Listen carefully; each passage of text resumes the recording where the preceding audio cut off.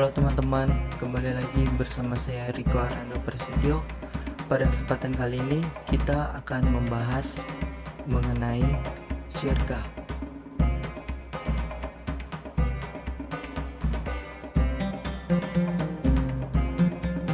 Apakah teman-teman tahu apa itu syirkah?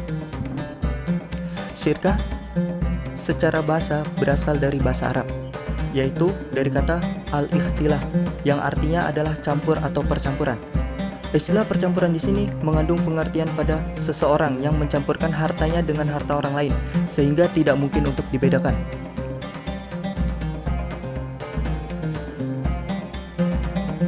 Sedangkan syirkah secara istilah yaitu kerjasama antara dua pihak atau lebih untuk suatu usaha tertentu, di mana masing-masing pihak memberi kontribusi yaitu berupa dana atau pekerjaan dengan kesepakatan bahwa keuntungan dan risiko akan ditanggung bersama sesuai dengan kesepakatan yang telah disepakati.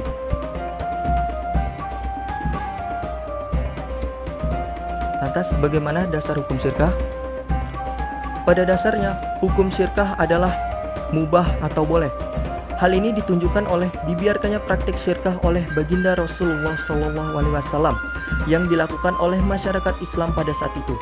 Syirkah mempunyai landasan hukum yang kuat, baik dari Al-Quran maupun dari Al-Sunnah.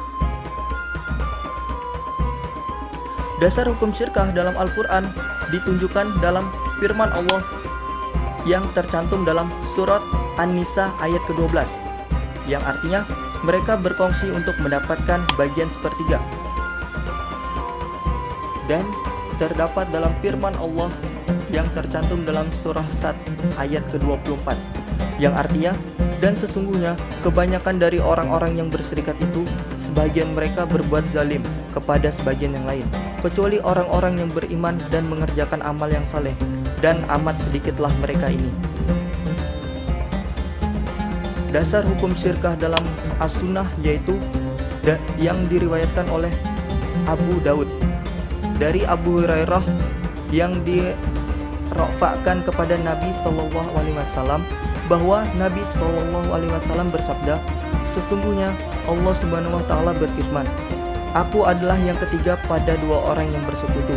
Selama salah seorang dari keduanya tidak mengkhianati temannya, aku akan keluar dari persekutuan tersebut apabila seseorang mengkhianatinya.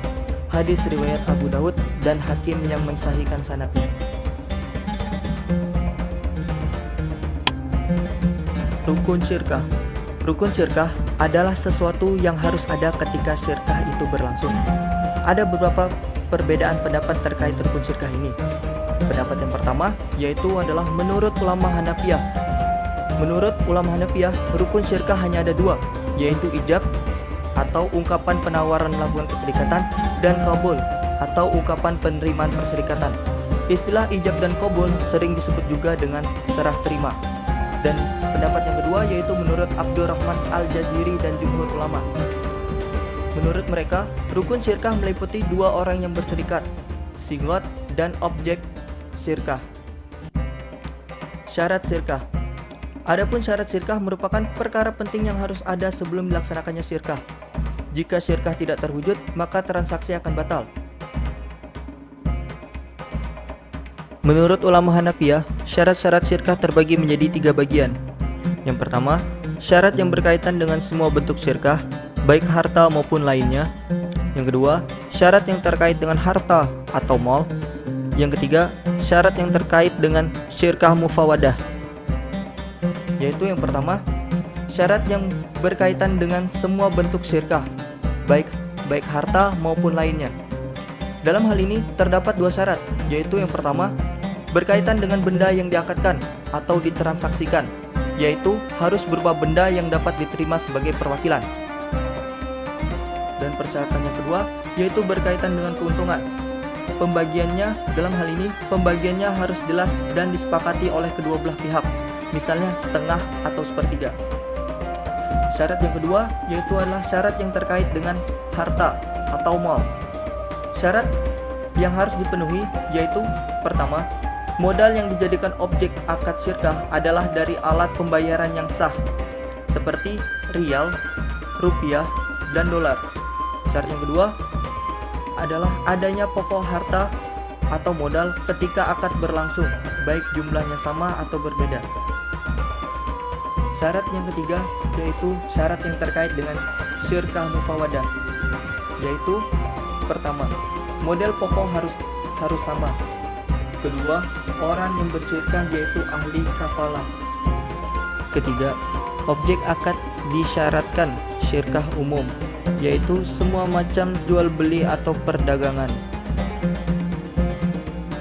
Selain syarat-syarat di atas, ada beberapa syarat lain yang harus dipenuhi dalam syirkah. Menurut Idris Ahmad, syarat tersebut meliputi: pertama, mengungkapkan kata yang menunjukkan izin anggota yang berserikat kepada pihak yang akan mengendalikan harta itu. Kedua, anggota serikat saling mempercayai, sebab masing-masing mereka merupakan wakil yang lainnya. Ketiga, mencampurkan harta sehingga tidak dapat dibedakan hak masing-masing, baik berbentuk mata uang atau yang lainnya. Macam-macam syirkah. Macam-macam syirkah di sini dibagi menjadi dua, yaitu syirkah amlak dan syirkah ukut. Syirkah amlak yaitu kerjasama antara dua orang atau lebih yang memiliki barang tanpa adanya akad.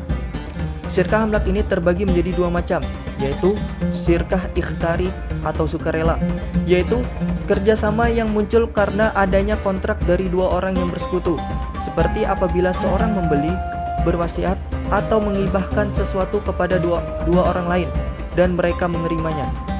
Maka dua orang sebagai penerima barang tersebut telah bersyirkah dalam hak milik. Dan yang kedua yaitu adalah syirkah ijbari atau paksaan, yaitu syirkah yang ditetapkan kepada dua orang atau lebih yang bukan didasarkan atas perbuatan keduanya. Misalnya ada dua orang yang menerima warisan, maka dua orang tersebut telah bersyirkah dalam hak milik.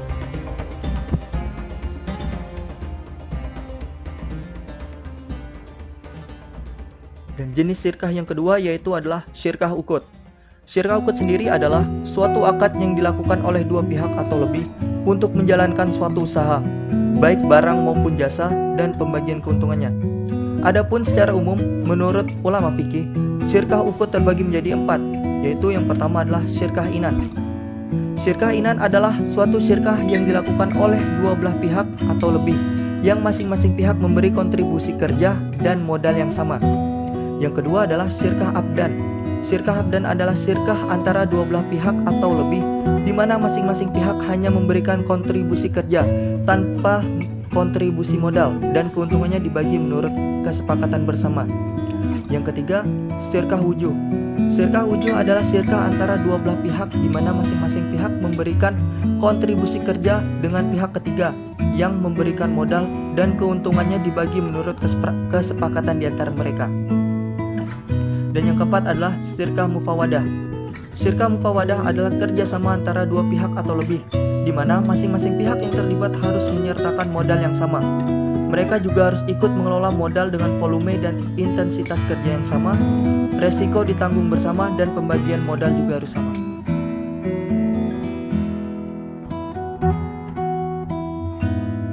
Hal yang membatalkan syirkah. Menurut Ahmad Azhar Basir, terdapat 6 penyebab utama berakhirnya syirkah yang telah diangkatkan oleh pihak-pihak yang melakukan syirkah, yaitu pertama, salah satu pihak membatalkannya meskipun tanpa persetujuan pihak yang lainnya. Hal ini dikarenakan syirkah adalah akad yang terjadi atas rela sama rela dari kedua belah pihak yang tidak ada keharusan untuk dilaksanakan apabila salah satu pihak tidak menginginkannya lagi. Maka hal ini menunjukkan pencabutan kerelaan syirkah oleh salah satu pihak. Yang kedua, salah satu pihak kehilangan kecakapan untuk bertasarruf atau keahlian dalam mengelola harta, baik karena gila atau sebab yang lainnya. Penyebab yang ketiga yaitu salah satu pihak meninggal dunia. Tetapi jika yang bersyirkah lebih dari 2 orang, maka yang batal hanyalah orang yang meninggal dunia saja. Syirkah berjalan terus bagi anggota-anggota yang masih hidup. Apabila ahli waris yang meninggal menghendaki turut serta dalam syirkah tersebut, maka akan dilakukan perjanjian baru bagi ahli waris yang bersangkutan. Penyebab yang keempat adalah salah satu pihak berada di bawah pengampunan, baik karena boros yang terjadi pada waktu perjanjian syirkah tengah berjalan maupun sebab yang lainnya. Penyebab yang kelima adalah salah satu pihak jatuh bangkrut, yang berakibat tidak berkuasa lagi atas harta yang menjadi saham syirkah. Pendapat ini dikemukakan oleh ulama Malikiyah, Syafi'iyah, dan Hanabilah. Sedangkan menurut ulama Hanafiyah, bahwa keadaan bangkrut tidak membatalkan perjanjian syirkah. Dan penyebab terakhir yang membatalkan syirkah yaitu adalah modal para anggota syirkah lenyap sebelum dibelanjakan atas nama syirkah. Dalam hal ini, apabila modal tersebut lenyap sebelum terjadi pencampuran harta hingga dapat dipisah-pisahkan lagi, maka hal tersebut akan mengganggu pemilik modal itu sendiri. Namun, apabila harta lenyap setelah terjadi pencampuran yang tidak dapat dipisah-pisahkan lagi, maka hal tersebut akan menjadi resiko bersama. Dan apabila masih ada sisa modal, maka syirkah masih dapat berlangsung dengan sisa kekayaan yang masih ada.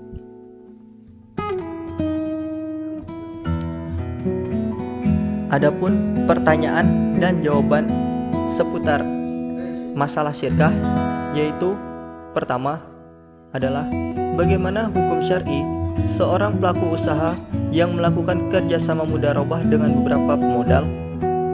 Misalnya saja, pelaku usaha diserahi uang untuk mengelola usaha, dan setelah sistem usaha itu berjalan lancar dan bisa berjalan tanpa kehadiran terus-menerus si pelaku usaha, maka si pelaku usaha mencari pemodal lain untuk menjalin kerjasama mudharabah juga dengan bidang usaha yang sama di wilayah lain atau bidang usaha yang sama sekali berbeda dengan bidang usaha sebelumnya. Terkait permasalahan tersebut, hal itu tergantung dari akadnya, apakah akan merugikan salah satu pihak atau tidak. Apabila akad bagi hasil dari pihak yang kedua tidak mengganggu jalannya usaha dengan pihak yang pertama, insya Allah hal tersebut diperbolehkan. Akan tetapi, bila akad bagi hasil dengan pihak yang kedua mengganggu atau mempengaruhi kelancaran jalannya usaha dengan pihak yang pertama, maka tidak dibenarkan untuk menjalin akad bagi hasil dengan pihak yang kedua. Hal ini berdasarkan sabda Nabi SAW.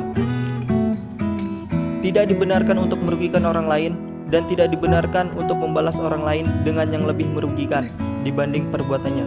Hadis riwayat Al-Hakim dan oleh Albani dinyatakan sebagai hadis sahih. Dan pertanyaan yang kedua, apakah sistem syirkah dapat mengatasi sistem riba di Indonesia? Untuk menjawab pertanyaan tersebut, mari kita telusuri dua elemen penting yang membedakan sistem syirkah dengan sistem kerjasama lainnya. Elemen penting yang pertama adalah terkait dengan jaminan. Pemodal yang telah mempercayakan seluruh asetnya kepada pemilik bisnis tidak boleh meminta uang jaminan atau uang ganti ketika suatu saat bisnisnya mengalami kerugian atau defisit. Maksudnya, sistem syirkah ini tidak mengenal utang atau segala sesuatu yang mengandung unsur utang di dalamnya. Elemen penting yang kedua dari sistem syirkah adalah bahwa pemodal juga tidak boleh ikut campur dalam urusan bisnis, seperti aktivitas operasionalnya, catatan pembukuannya, manajemen keuangannya, ataupun pengelolaan karyawan dan pesanannya. Mereka hanya diperbolehkan untuk memberikan saran, kritik, dan rekomendasi untuk melanggengkan keberlangsungan bisnis yang mereka jalin. Kedua elemen penting ini membuat syirkah sebagai sistem kerjasama bisnis yang bisa dikatakan bersih dari riba. Transparansi dalam hal pengelolaan bisnis dan keuangan menjadikannya sebagai sistem kerjasama yang menghindari hal-hal yang sifatnya keruh atau tidak jelas antara si pemodal dan pengelola bisnis. Namun begitu, di antara sistem-sistem kerjasama lain yang juga sedang berkembang selain syirkah, maka bisa diprediksikan sistem ini akan berjalan dengan lambat. Mengapa demikian? Dilansir dari Mebiso, salah satu alasan calon pebisnis ragu-ragu memulai bisnisnya, khususnya di tahun 2019 adalah ketakut kehilangan uang atau modalnya di awal. Ketakutan ini disertai dengan kenyataan bahwa masih banyak pemodal Indonesia yang belum akrab dengan sistem syirkah dan memilih untuk menjalin kerjasama yang sifatnya non-syariah. Maksudnya, baik pebisnis baru dan pemodal merasa bahwa sistem kerjasama syariah ini bukanlah pilihan utama untuk membangun sebuah bisnis. Keterkaitan sistem kerjasama bisnis dan agama sepertinya masih belum dilirik banyak pihak, dan banyak pihak-pihak yang perlu dipahamkan terlebih dahulu terkait sistem syirkah ini. Karena kalau tidak, sistem ini akan tetap kalah saing dengan sistem kerjasama non-syariah lainnya.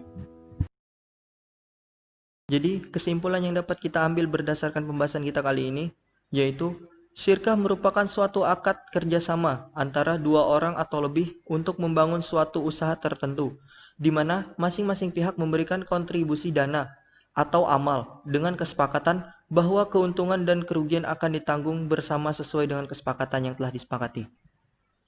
Hukum melakukan syirkah sendiri adalah mubah atau boleh. Hal ini didasarkan pada firman Allah Subhanahu wa taala yang tercantum dalam surat An-Nisa ayat ke-12 dan surat Sad ayat ke-24 serta hadis baginda Rasulullah Shallallahu alaihi wasallam yang diriwayatkan oleh Abu Daud dan Al-Hakim. Akad syirkah akan batal apabila terjadi hal-hal seperti salah satu pihak membatalkannya, salah satu pihak kehilangan kecakapan untuk bertasaruf, salah satu pihak meninggal dunia, salah satu pihak berada di bawah pengampunan, salah satu pihak mengalami kebangkrutan, dan modal anggota syirkah lenyap sebelum dibelanjakan atas nama syirkah.